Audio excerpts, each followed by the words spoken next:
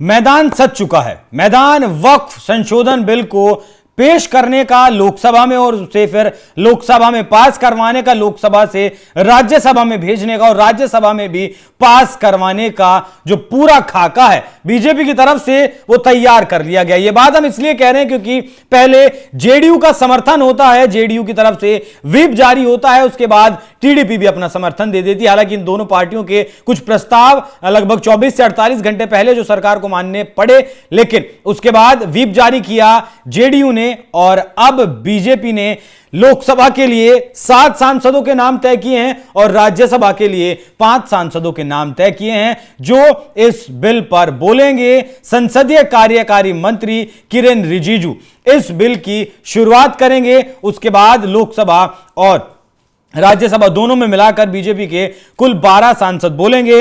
राज्यसभा में सुधांशु त्रिवेदी बोलेंगे और कुल मिलाकर दोनों की अगर मैं आपको बताऊं, सुधांशु त्रिवेदी बोलेंगे, इस पर भागवत कराड़ बोलेंगे, बृजलाल बोलेंगे, किरेन रिजिजू शुरुआत करेंगे, अनुराग ठाकुर बोलेंगे, कमलजीत सहरावत बोलेंगे, राधा मोहन दास अग्रवाल भी इस पर बोलेंगे सरकार की तरफ से, जगदंबिका पाल भी इस पर बोलेंगे जो जेपीसी के अध्यक्ष भी थे, तेजस्वी सूर्या बहुत तेज तर्रार सांसद हैं बीजेपी के, वो भी बोलेंगे, मेधा कुलकर्णी इस पर बोलेंगे और निशिकांत दुबे भी बोलेंगे, जिन्हें जाना जाता है कि अपने फैक्ट्स के साथ किस तरीके से वो बात रखते हैं और विपक्ष का मुंह बंद कर देते हैं। रविशंकर प्रसाद भी इस बिल पर बोलेंगे। तो लोकसभा में 7 सांसद बोलेंगे और राज्यसभा में 5 सांसद बीजेपी का पक्ष रखेंगे।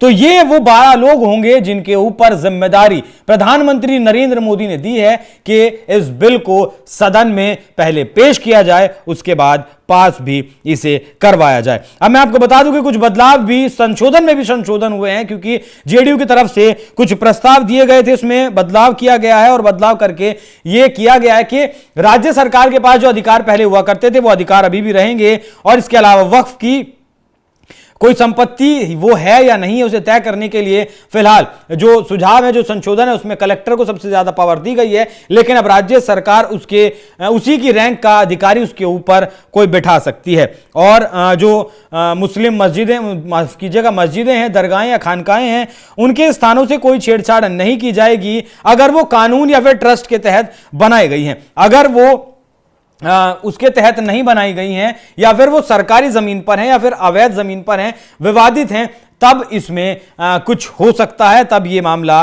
सरकार के पास जा सकता है। वहीं टीडीपी की तरफ से भी एक सुझाव दिया गया था और टीडीपी ने वक्फ बाई यूजर का समर्थन किया था। उन्होंने कहा था कि वक्फ बाई यूजर इस बिल में होना चाहिए और सरकार ने संशोधन करने के बाद वक्फ बाई यूजर इसमें डाल दिया है। टीडीपी की तरफ से कहा गया था कि वक्फ बाई यूजर मतलब मस्जिद या मदरसे या दरगाह जिस जमीन पर हैं, इस बिल के आने से पहले तक जो रजिस्टर हो चुकी हैं वो रहेंगी।